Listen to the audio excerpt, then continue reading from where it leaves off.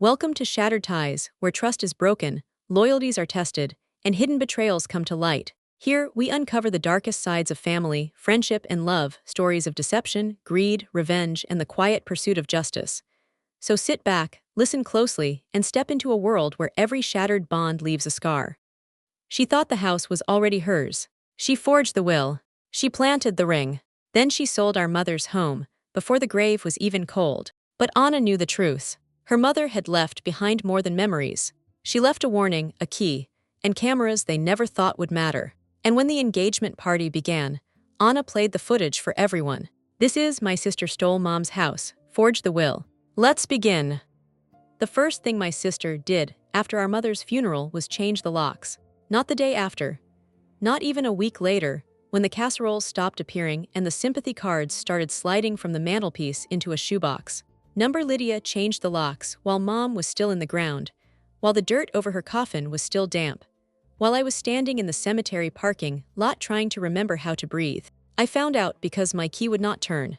It stuck halfway, metal scraping against metal, useless in the door of the house where I had learned to tie my shoes, hide report cards, and listen to our parents fight through the heating vents. For one ridiculous second, I thought grief had made my hands weak. Then the door opened. Lydia stood there wearing Mom's pearl earrings. She had not even waited. Behind her, our mother's living room had been rearranged. The blue armchair was gone. The framed photo of Mom holding both of us as children had been turned face down on the side table. A stack of donation boxes sat by the stairs with my name written on them in black marker. "Can I help you?" she asked. My sister had a gift for cruelty disguised as confusion.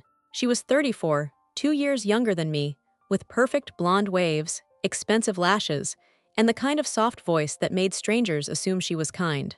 I looked past her into the house. "Why did you change the locks?" Her mouth folded into pity. "Anna, you can't just walk in anymore." "Anymore? This is going to be hard for you," she said, lowering her voice like there was an audience behind me. "But Mom left the house to me." I laughed because there are sounds the body makes when the mind refuses to accept information. "That's impossible." Lydia tilted her head.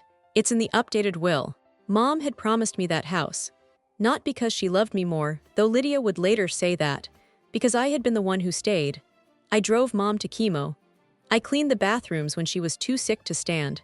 I slept on the couch after her strokes because she was terrified of dying alone in the night. Lydia visited when she needed photographs. Mother's Day, Christmas.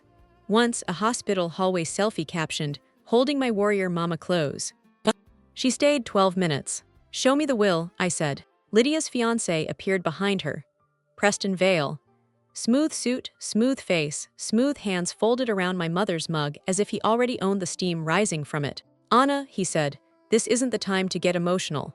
That was the first time I wanted to break something. It would not be the last. That night, I kept replaying her voice in my head, not because I wanted to hurt myself, but because I needed to remember the exact moment the house stopped being home and became evidence. People believed Lydia because she understood presentation. At the funeral, she cried without smudging her mascara. She accepted hugs with both hands. She told neighbors she had moved in during Mom's final months to manage the hard things, and they nodded because grief makes people lazy with facts. The truth was that Lydia had moved into Mom's guest room 8 days before Mom died. 8 days. I had spent 11 months sleeping beside a baby monitor on the coffee table so I could hear Mom's breathing from downstairs. I had learned how to crush pills into applesauce, how to argue with insurance clerks, how to lift a frail body without bruising skin.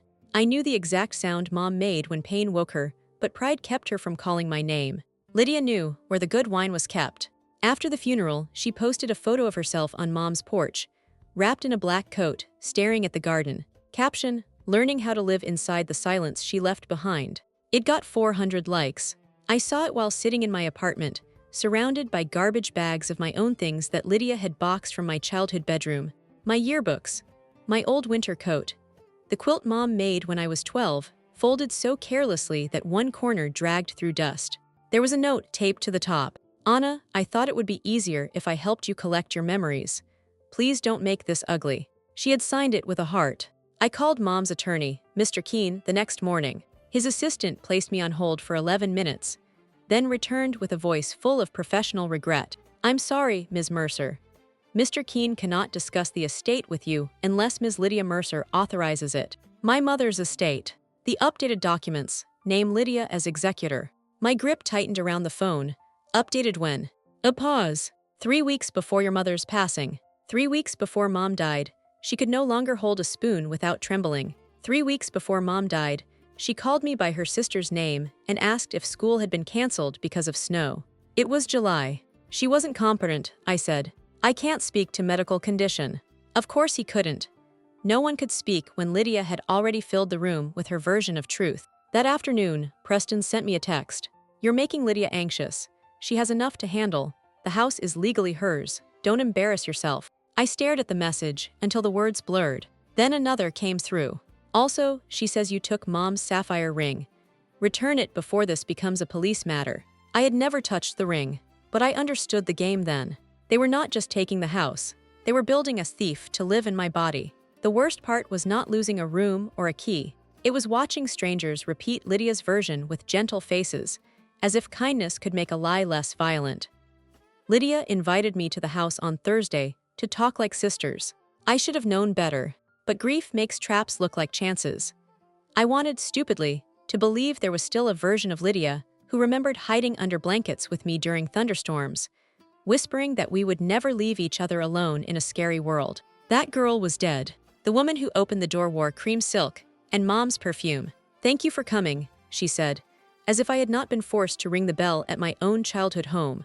Inside, Preston sat at the dining table with a leather folder in front of him. A third person sat beside him, a woman with blunt gray hair and a tablet. This is Marcy, Lydia said. She's helping us mediate. Marcy smiled with no warmth. I'm a family transition consultant. I almost asked what that meant, but Preston was already sliding papers across the table. We want to give you an opportunity to avoid conflict, he said. The document was a release. If I signed, I waived all claims against the estate in exchange for $10,000 and personal property already returned. I laughed once. You're offering me $10,000 for a house worth $600,000. Lydia's eyes filled immediately. It's not about money for me. That was how I knew it was only about money. It was Mom's wish, she whispered. You were always angry at her. She didn't trust what you'd do with the house. My throat tightened. Mom and I fought, yes. Caregiving burns love down to bone some days. We fought about pills, bills, pride, death, but we also watched old movies at 2 in the morning. She held my hand after every scan. She told me, the night before her final decline, when I'm gone, don't let your sister sell the house to strangers. I pushed the papers back. No. Preston's expression barely changed, but his eyes hardened. Marcy cleared her throat. Refusing a generous settlement can be seen as hostile. Good, I said. I stood to leave. That was when Lydia gasped. My rings. She grabbed my tote bag from the back of the chair before I could stop her. Her hand plunged inside with theatrical panic and came out holding Mom's sapphire ring. For 1 second, nobody moved. Then Lydia began to cry. Anna, she said, broken and breathless. How could you? The performance was so perfect, I almost admired it. Almost. Preston took out his phone. I think we need to call the police. My heart slammed once hard. Then I looked at the dining room ceiling. The old smoke detector still hung above the chandelier. A tiny black lens had been fitted beside it. Preston saw me looking. His face changed. Not much. Enough. I started writing everything down after that. Dates, names, screenshots, every call that went quiet when I answered. If they wanted to make me look unstable, I would become painfully organized. The police came because Preston wanted theater with uniforms. 2 officers stood in Mom's entryway, while Lydia sobbed into a tissue, and Marcy used words like pattern and instability. Preston explained that I had become increasingly aggressive after learning I was not the beneficiary. I listened, strangely calm. There is a point where outrage becomes too large to feel. It rises past the heart and sits behind the eyes, cold and watching. Ms. Mercer, one officer said to me, do you consent to a search of your bag? They already searched it, I said. That's how they planted the ring. Lydia made a wounded sound. The younger officer glanced up. He noticed what I had noticed, the little camera beside the smoke detector. Is that recording? He asked. Preston answered too quickly. Security feed, private property. Then you can show us the footage, I said. Silence. It was a small silence, but it opened like a crack in ice. Lydia stopped crying for half a breath. Preston smiled. Unfortunately, the system hasn't been fully installed. It's not active yet. The older officer looked at him. You just said security feed. I meant planned security feed. I almost laughed. They had rehearsed the theft, not the questions. The officers did not arrest me. They took statements. Lydia looked disappointed in a way only I could recognize, hidden behind trembling lips and mascara tears. As I left, Preston followed me to the porch. You're lucky, he said quietly. No, I said, you are. His smile thinned. Careful, Anna. People already think you're unstable. Don't prove them right. I drove straight to Maple Gate Nursing Center. Mom had spent her last 11 days there after the hospital discharged her for comfort care, a phrase that means the system is finished pretending. At the front desk, a nurse named Tasha looked up and froze. Tasha had known me from the night shifts. She had seen me sleep in chairs. She had brought me coffee when Mom forgot how to swallow, and I cried in the laundry room. I heard, she said. Everyone had heard. I need to know something, I said. Did Lydia bring paperwork here near the end? Wills, power of attorney, anything. Tasha's face closed. That told me yes. Anna, she said softly, I could lose my job. I know. Her eyes moved to the hallway, then back to me. Your sister came with a notary. Twice. Your mother was heavily medicated. My stomach dropped. Was there video? Tasha swallowed. Nursing home cameras cover the lobby, corridors, and family room. Not patient rooms. Can I get it? Not from me. She wrote something on a sticky note and slid it across the counter. Ask for visitor logs. Start there. Then she whispered, and don't trust the first file they give you. By sunset, I understood something I had avoided for years. Lydia never needed to win honestly. She only needed everyone else to feel too exhausted to keep arguing. Maple Gate's administrator was a man named Gerald Pike, built like a church deacon and trained like a wall. He invited me into his office, offered me water, and explained that patient privacy laws prevented him from releasing footage or internal records without legal process. I expected that. I'm requesting visitor logs for my mother's room, I said. Those may also contain third-party information. My mother is dead. I am her daughter. He folded his hands. The legal representative of the estate would need to request them. Lydia. Yes. Convenient. His expression remained smooth. I understand this is emotional. If I had $1 for every person who used the word emotional to mean powerless, I could have bought Mom's house back in cash. I left with nothing but Tasha's warning and the smell of institutional lemon cleaner clinging to my coat. 2 days later, my employer called me into a meeting. I worked as accounts manager for a small logistics company. Nothing glamorous, nothing powerful, but it paid my rent and let me take Mom to appointments without being fired, which used to feel like loyalty. My boss, Henry, looked miserable when I walked in. On his desk was a printed email, anonymous concern regarding employee theft. Attached was a police incident report from the ring accusation and a screenshot of Lydia's Facebook post. Please pray for my family. Addiction and grief can make people do terrible things. I read the sentence 3 times. Addiction. Lydia had added a new layer. I'm not addicted to anything, I said. Henry rubbed his forehead. I know you, Anna, but corporate saw it. Corporate. They want you on administrative leave until this is resolved. How do I resolve a lie? He did not answer. That night, my landlord taped a notice to my door about community disturbance because someone had reported shouting from my unit. I lived alone. I had been at work during the alleged incident. The next morning, my bank called about unusual activity. Someone had attempted to open a line of credit using my information. I sat on the kitchen floor with my laptop open, surrounded by passwords, statements, old emails, and a grief so sharp it felt physical. This was not inheritance drama anymore. This was erasure. Lydia and Preston were making me homeless, unemployed, and unbelievable. They were turning my whole life into supporting evidence for their story. Then I found the email. It was buried in Mom's old forwarded messages, sent to me months earlier and never opened because the subject line looked like spam. From Maplegate Activities Office. Subject, Family Memory Recording Download Link. Mom had recorded something.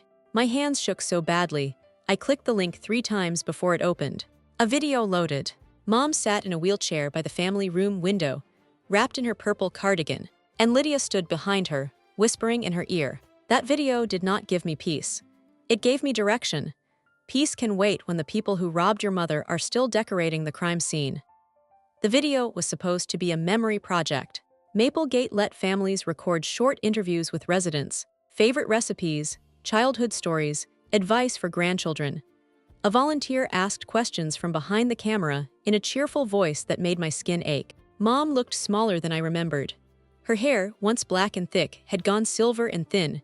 Her hands rested in her lap like birds. "What is something you want your daughters to remember?" the volunteer asked. Mom blinked slowly. Lydia leaned down beside her. "Tell them about the house, Mom." My body went cold. Mom frowned. "The house." "Yes," Lydia said brightly. "How you wanted me to handle everything." Mom's eyes drifted toward the window. "Anna handles things." Lydia's smile froze. "Mom," she said softer. "Remember what we talked about. Anna gets overwhelmed." Mom shook her head once, a tiny stubborn movement. Anna stayed. I pressed my hand over my mouth. The volunteer laughed awkwardly. "Sounds like Anna is very helpful." Mom's voice strengthened for one fragile second. "It's Anna's house," I told her. Lydia straightened. The recording ended 9 seconds later. I watched it again. Then again. Then again until the words were no longer words but proof pressing into the room. It was not enough to overturn a will. Not legally, not alone. But it was the first clean thing I had. I saved copies to 3 drives, 2 cloud accounts, and sent one to myself at an email address Lydia did not know existed. Then I called every lawyer in the county. Most refused politely once they heard the estate value. A few asked for retainers I could not pay because I had just been suspended.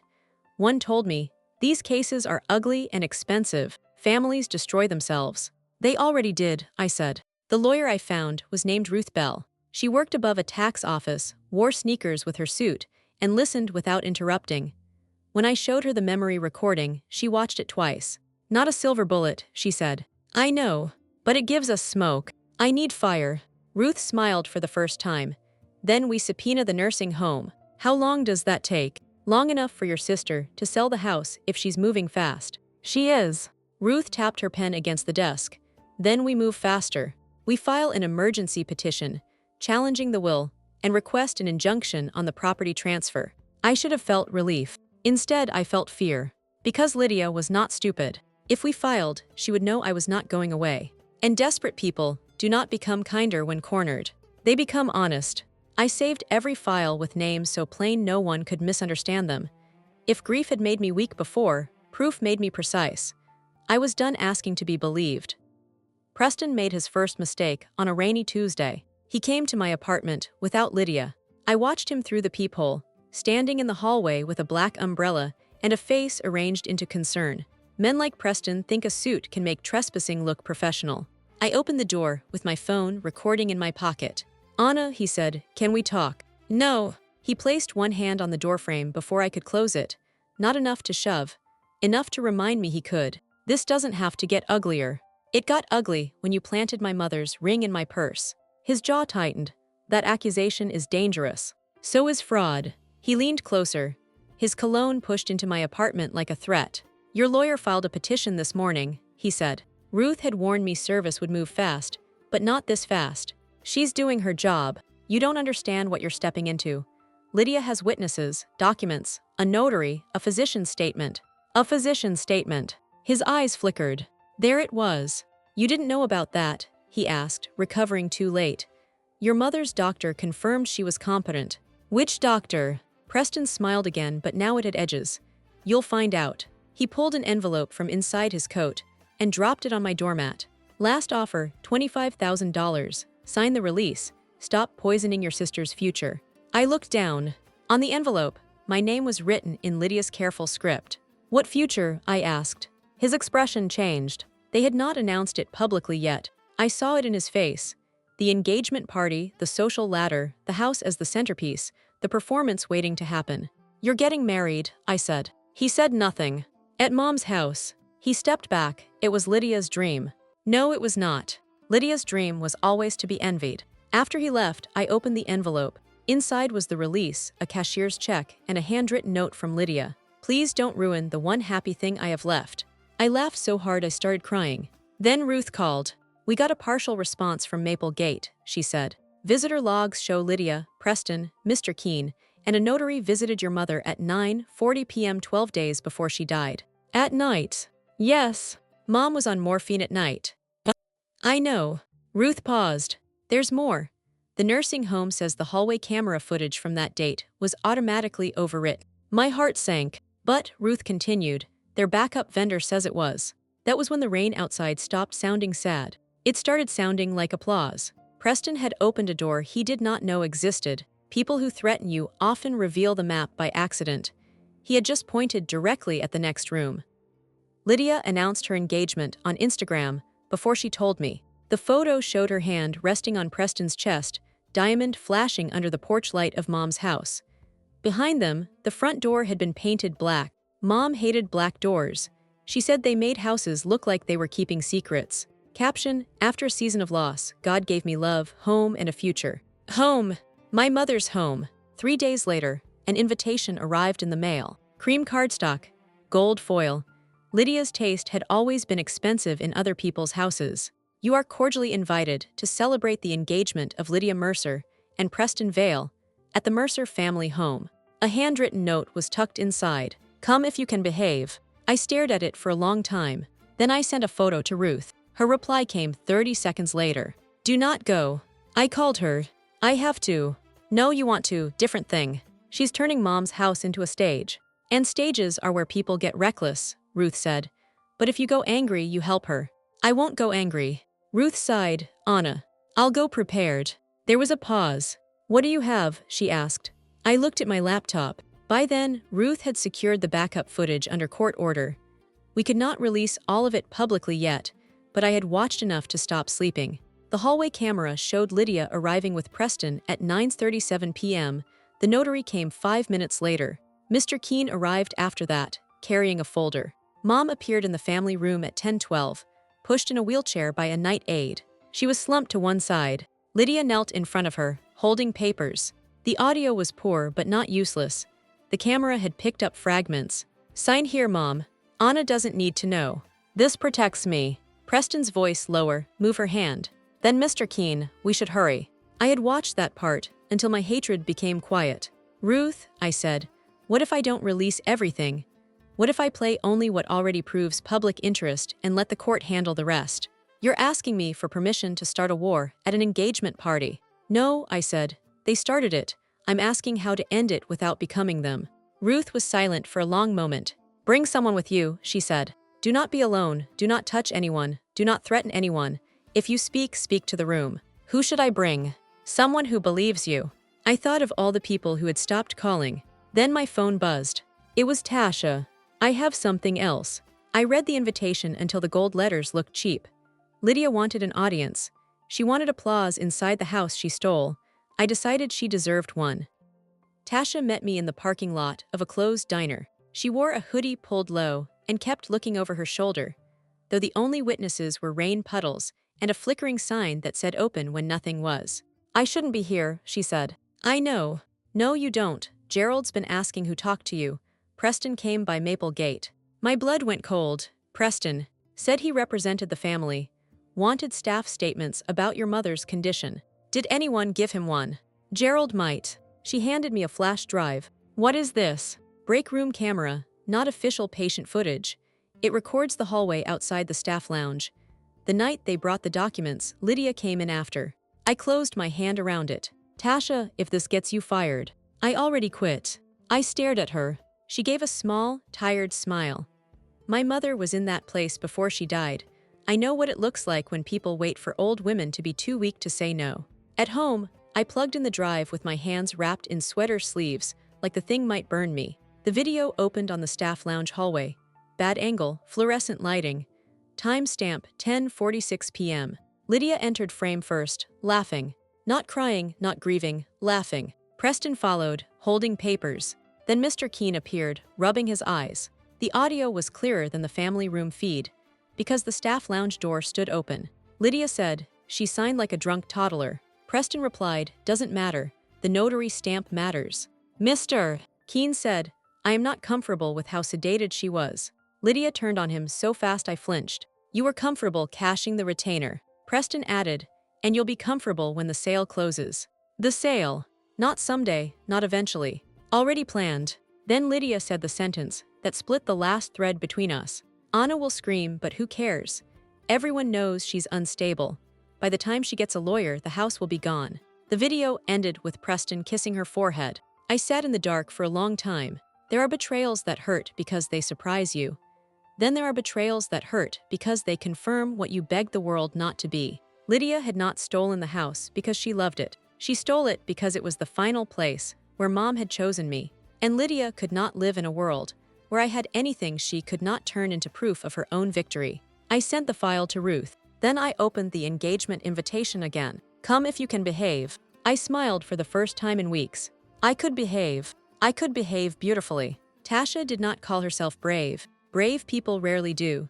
She just looked tired of watching powerful families turn vulnerable people into paperwork and pretend it was normal. The injunction hearing was scheduled for Monday. Lydia's engagement party was Saturday. Ruth warned me again. If you release evidence before court, their lawyer will scream prejudice. The evidence already exists. Yes, and judges dislike circus. She invited the circus into Mom's living room. Honest, I won't release the full files. I'll speak. I'll play clips. I'll tell people the case is pending. That is still risky. So is doing nothing. Ruth exhaled. Then at least know what you're walking into. She sent me a document that afternoon. Purchase agreement. The buyer was a development company called Northline Residential. They planned to tear down Mom's house and build 3 luxury townhomes on the lot. The closing date was set for the following Friday. Lydia had already sold the house. The engagement party was not about love. It was a farewell tour, a final chance to parade through rooms that would be rubble by summer. I drove to Mom's street and parked across from the house. A white tent had been erected in the backyard. Caterers carried boxes through the side gate. Florists wrapped the porch railing in pale roses. A sign near the walkway said, "Welcome to Lydia and Preston's Forever." Forever had a 7-day closing window. Mrs. Bellamy, Mom's neighbor, saw me from her driveway. She crossed the street slowly, cardigan buttoned wrong, eyes full of things she had heard. "Anna," she said, "I didn't know if you'd come back." "Neither did I." She looked at the house. "Your mother would hate those roses." That almost broke me. "She wanted hydrangeas," I said. "I know." For a moment, we stood together in the cold, watching strangers decorate my childhood like a rented venue. Then Mrs. Bellamy said, "Your sister told everyone you frightened your mother near the end." I closed my eyes. "She said your mother changed the will because she was afraid you sell the house and disappear." I opened them again. "Mom told me not to let Lydia sell it." Mrs. Bellamy's mouth trembled. "I thought so," she whispered. "You did. Your mother gave me something." She went home and returned with a small envelope sealed in tape. She said, "If my girls start fighting after I'm gone, give this to Anna. Not Lydia, Anna." Inside was a key. Not to the front door, not to any door I recognized. A brass key with a paper tag in Mom's handwriting. Cedar chest. I knew the cedar chest. It sat at the foot of Mom's bed. Inside were quilts, old letters, and every secret she had not trusted paper lawyers to protect. And Lydia had not thrown it away. Yet, I slept with the flash drive under my pillow like a child hiding treasure.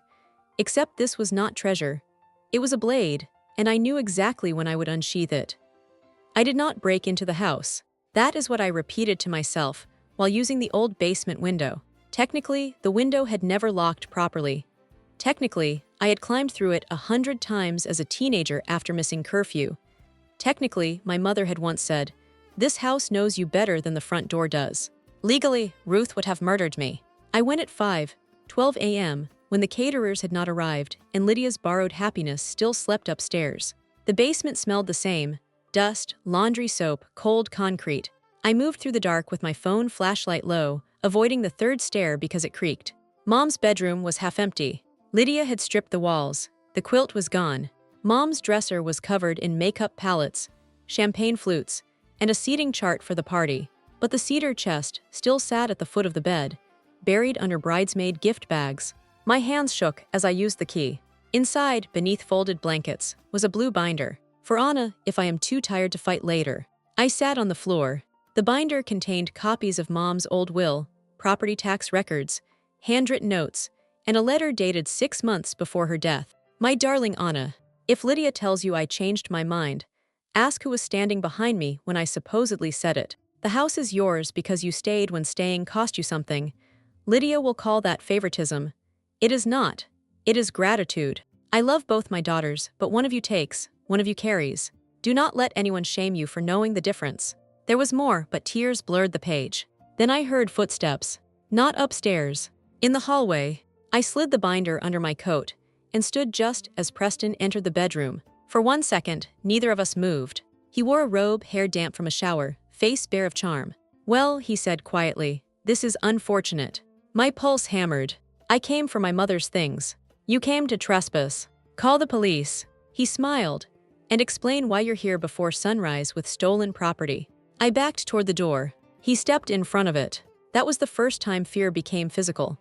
It moved down my spine into my legs, heavy and electric. "Give me the binder, Anna." "No." His eyes dropped to my coat.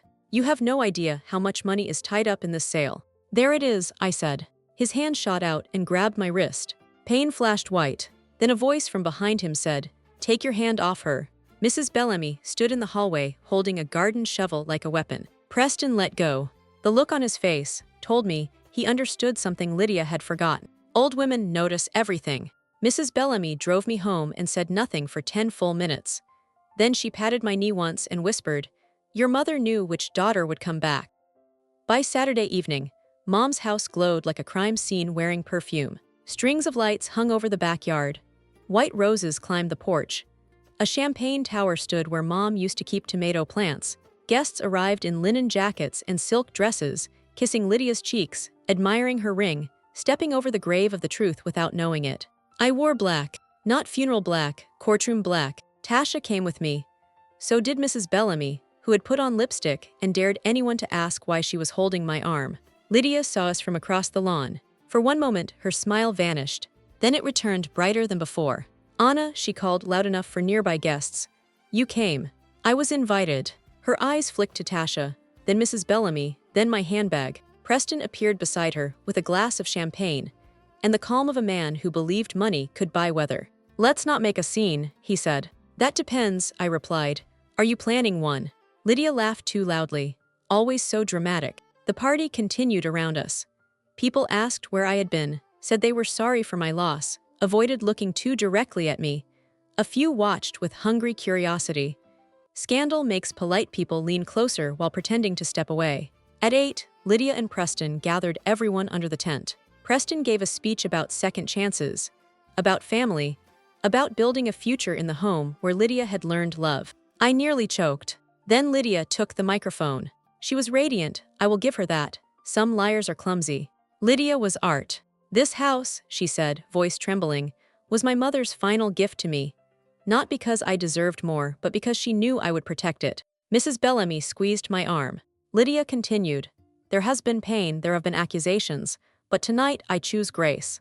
Grace! The word crawled across my skin. She lifted her glass. "To Mom, to love, to home." Applause rose.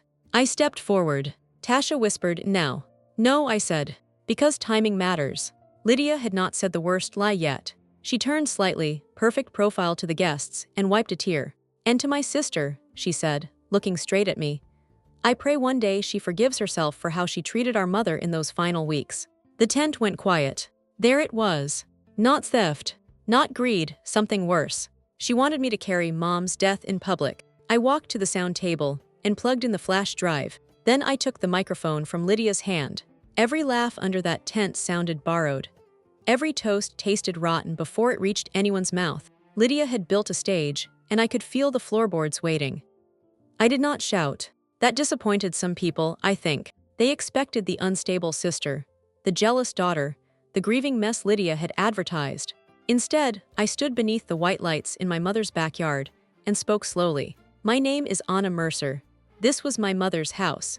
And before anyone toasts another lie, you should hear what happened here." Lydia's face went blank. Preston moved first, cut the mic. The DJ looked at him, then at me, then at Mrs. Bellamy, who somehow made a garden shovel unnecessary just by staring. I raised my phone. "Everything I'm saying tonight is connected to a pending legal challenge. If you want the court filings, ask me." Murmurs moved through the tent. Lydia stepped closer. "Anna, you're sick." "Maybe," I said. "But the cameras are." I pressed play. Mom's voice filled the yard, thin and tired but unmistakable. "Anna handles things." Then after Lydia prompted her, "It's Anna's house," I told her. A sound went through the guests. Not shock exactly, recalculation. Lydia's skin flushed under her makeup. That is disgusting, she said, using a confused, dying woman. Good point, I said. I played the second clip. The Maple Gate hallway appeared on the projector screen behind the Champagne Tower. Grainy footage. Time-stamp glowing in the corner. Lydia, Preston, the notary, Mr. Keene. Mom in the wheelchair. Her head slumped. Lydia's recorded voice. Sign here, Mom. Then Preston, move her hand. The party changed shape. People stepped back from Lydia, as if fraud were contagious. Preston lunged toward the laptop. Tasha blocked him. Touch it, she said, and I'll scream. He stopped. Mr. Keene was there. Of course he was. Lydia had invited him because criminals love making accomplices feel honored. He stood near the bar, face turning the color of spoiled milk. I looked at him. Would you like to explain your role now or in court? He opened his mouth, but no words came. Lydia began crying again, but the tears came wrong this time. Too fast, too angry. She was my mother too, she said. Yes, I replied. And you waited until she was sedated. That's not true.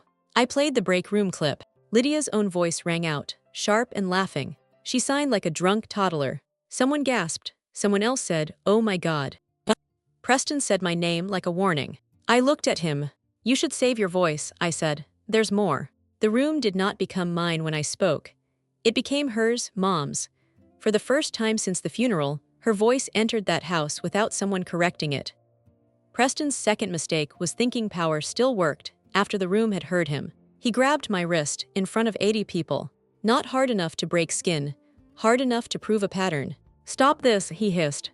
Every phone in the tent rose. That is the thing about public cruelty. Once the audience changes sides, even a small touch becomes evidence. I looked down at his hand, then back at him. Let go. He did. Too late. Lydia tried to recover the room. Anna has been stalking us. She broke into the house.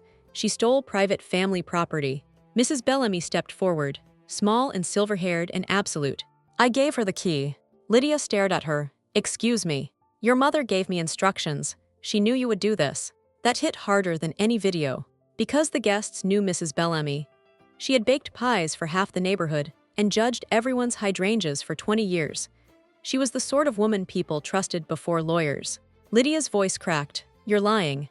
Mrs. Bellamy smiled sadly. No, dear, that's your talent. Someone near the back laughed once, then stopped. I opened the blue binder and lifted Mom's letter. I won't read all of this, I said.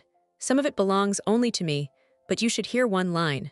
My hands trembled, but my voice did not. If Lydia tells you I changed my mind, ask who was standing behind me when I supposedly said it. Silence. Then Mr. Keene set down his drink and walked toward the side gate. Ruth Bell stepped through it before he reached it. She wore sneakers with her suit. I had never been happier to see ugly shoes in my life. Mr. Keene, she said, leaving early. Lydia's mouth fell open. You brought a lawyer to my engagement party. Ruth glanced around at the projector, the guests, Preston's frozen face. Seems you brought a felony. The police arrived 9 minutes later. Not because I called them. A guest did, then another, then apparently a third. Preston tried to explain that this was a family misunderstanding. The officer looked at the screen, where his own voice had just said move her hand, and asked him to step aside. Lydia screamed then. Not cried, screamed.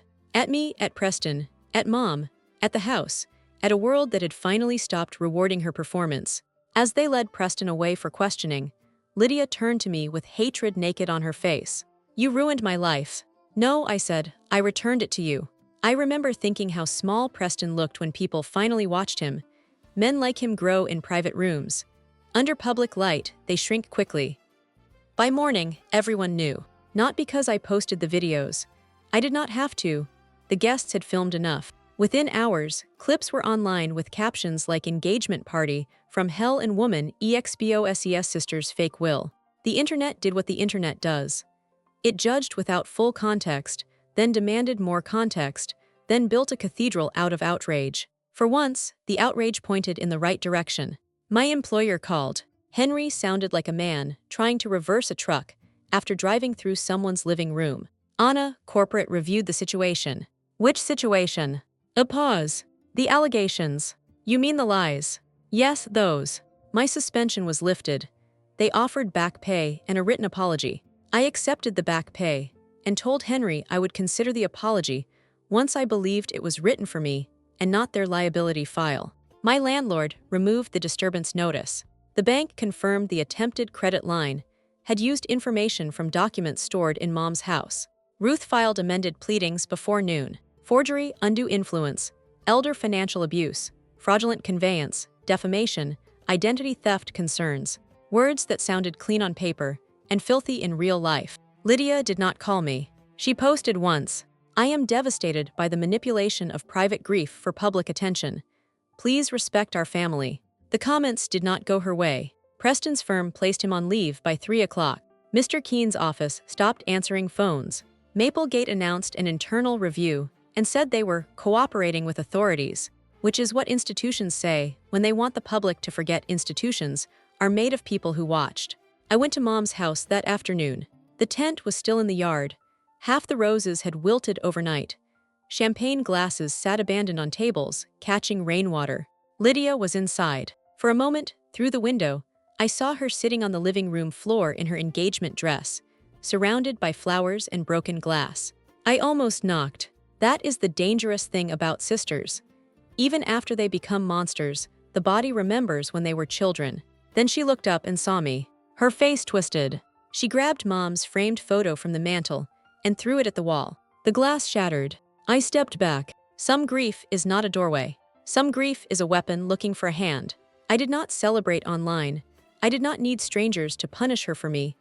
I needed the house frozen, the sale stopped, and my mother's name pulled out of Lydia's mouth. Court did not feel like justice. It felt like fluorescent lighting, bad coffee, and strangers turning my mother into exhibits. Lydia arrived in navy blue, no makeup, tears, hair pinned like a woman attending a scholarship interview. Her new attorney argued that the videos were emotional, incomplete, and illegally obtained.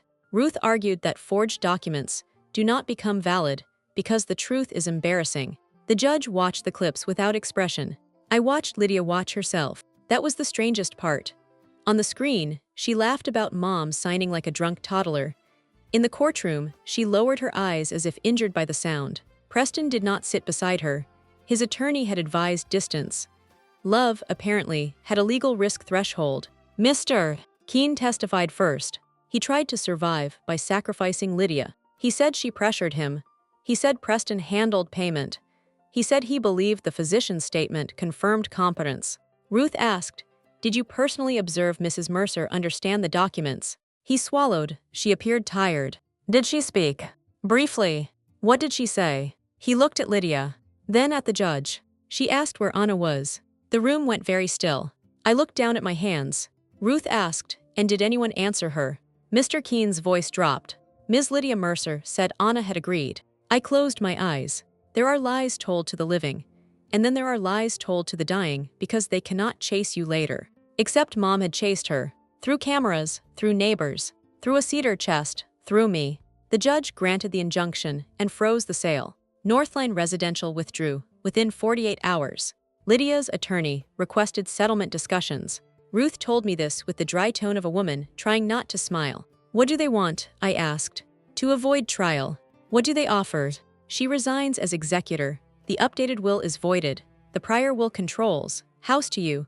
Remaining assets split under the old terms. Mutual non-disparagement. "No."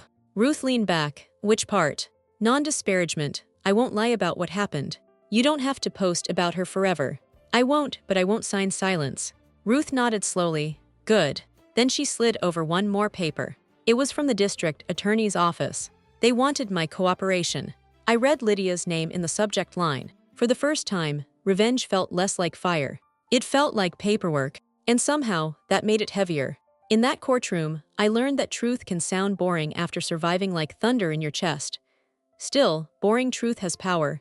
It goes into records, it stays. Lydia called me 3 weeks later from an unknown number. I should not have answered, but part of me had been waiting for the voice that ruined my life to sound ruined back. "Anna," she said. She sounded smaller, not sorry, small. "What do you want?" A pause. "I need to meet." "No." "Please." "No." "I'll tell you everything." That stopped me. We met at a public park near the courthouse because Ruth said if I insisted on going, I should choose somewhere with joggers, cameras, and no sentimental furniture. Lydia arrived in sunglasses, though the sky was gray. She had lost weight. Her hair looked unwashed. For one irrational second, I hated myself for noticing with concern. She sat beside me on a bench and stared at the playground. Preston planned the sale, she said. I know. He found Northline. He said the market was perfect. He said Mom's house was wasted on one person. She wasn't dead yet. Lydia flinched. He told me you would get everything, she whispered. He said you'd make me beg for scraps. He said Mom loved you because you made her feel guilty. And you believed him. Her mouth twisted. I wanted to. That was the closest she came to honesty. I was tired of being the daughter who disappointed her, Lydia said. You were always there, always useful, always needed. Even when she complained about you, she needed you. I stared at the swings. You think caregiving felt like winning? No, her voice cracked. I think being unnecessary felt like dying. There it was, the poison under the performance. Not poverty, not love, not even greed. Envy. You could have visited, I said. I hated seeing her like that. So you waited until she couldn't fight you. Tears slid under her sunglasses. Preston said it would be clean. He said old people change wills all the time. He said you'd take a settlement. I turned to her. You planted the ring. She covered her face. Lydia. Yes. You tried to get me arrested. I panicked. No, panic is forgetting your keys. You framed me. She cried quietly then, not beautifully. I'm sorry, she said. I waited for the words to reach me. They did not. Sorry arrived too late to be a bridge. It was only a sound standing on the wrong side of a canyon. Tell it to the prosecutor, I said. I stood. She grabbed my sleeve, then let go before I could pull away. Do you hate me? I looked at my sister, and for the first time I did not see a rival, a thief, or a little girl hiding under blankets. I saw a stranger wearing my childhood. Yes, I said. Then I left her with the truth she had finally earned. Her apology did not ask what she could repair. It asked whether I still saw her as human. That was the final selfishness. Even her remorse wanted something from me. The old will held. The house became mine. People expected that to feel like victory. It did not. Victory in stories is supposed to arrive with music. A final door opening. Sunlight. A villain's face collapsing while the hero stands clean and whole. Real justice arrived as an email attachment. Order entered. That was it. I sat at my kitchen table, read the document 3 times, and felt nothing for almost an hour. Then I drove to Mom's house. My key worked again. Inside, the air smelled stale. Lydia's champagne glasses were gone. The broken frame had been swept up, but absence has its own furniture. Every room held the shape of what had happened there. In the living room, I found a tiny chip of glass under the radiator. In Mom's bedroom, the cedar chest sat open and empty, except for one quilt Lydia had missed. I folded it carefully. Then I lay down on Mom's side of the bed and cried until my face hurt. Not because I had lost, because I had won something that could not hug me back. Over the next month, charges moved forward against Preston, Mr. Keene, and Lydia. Maplegate settled quietly with 3 other families after Tasha's complaint opened doors nobody wanted opened. My mother's case was not unique. It was simply the one that got caught on tape. That knowledge made me sick. It also made me useful. Ruth helped me set up a small fund with part of the estate, not a charity with glossy brochures and gala smiles, but a legal aid fund for families contesting elder exploitation. We named it the Mercer Trust because Mom would have rolled her eyes at anything dramatic. Mrs. Bellamy became the unofficial board. Tasha became the first paid advocate. I kept the house, not as a shrine, not as a trophy, as evidence that something stolen can come home damaged and still be real. One evening, I painted the front door blue again. Mom's blue. While the paint dried, a message arrived from Lydia. I know I don't deserve a reply. I just wanted to say I remember the thunderstorm blanket. I'm sorry I became someone you had to survive. I did not answer, but I did not delete it either. That is the most honest thing I can say about healing. Sometimes survival is not forgiveness. Sometimes it is just keeping the key and deciding who never gets one again. I kept expecting Mom to tell me what to do next. Instead, I found myself making coffee, paying bills, and choosing paint colors. Healing arrived disguised as chores. 6 months later, a true crime channel asked for an interview. I said no. Then a podcast asked. No. Then a documentary producer sent an email with words like inspirational and resilience and exclusive access. I deleted it before finishing the first paragraph. People love a woman's pain once it has a clear villain and a satisfying ending. They want the moment the tape plays, the gasp, the downfall, the clean cut from betrayal to justice. They do not want the nights after. They do not want to know that I still checked my bag twice before leaving restaurants because planted evidence had taught my hands suspicion. They do not want to know that every unknown number made my stomach tighten. They do not want to know that I avoided weddings, charity events, and houses with black front doors. But one video kept circulating. Not the forgery clip, not Lydia laughing. The engagement party. Someone had captured the exact moment I said, "I returned it to you." The internet loved that line. They turned it into captions, edits, dramatic voiceovers. Strangers called me a queen, a savage, an icon. They meant well, mostly. But I was not any of those things. I was a daughter who had been forced to fight over the last place her mother had touched. One afternoon, a letter arrived from prison. Preston! He had pled guilty to fraud-related charges in exchange for cooperation. Mr. Keene lost his license before his sentencing.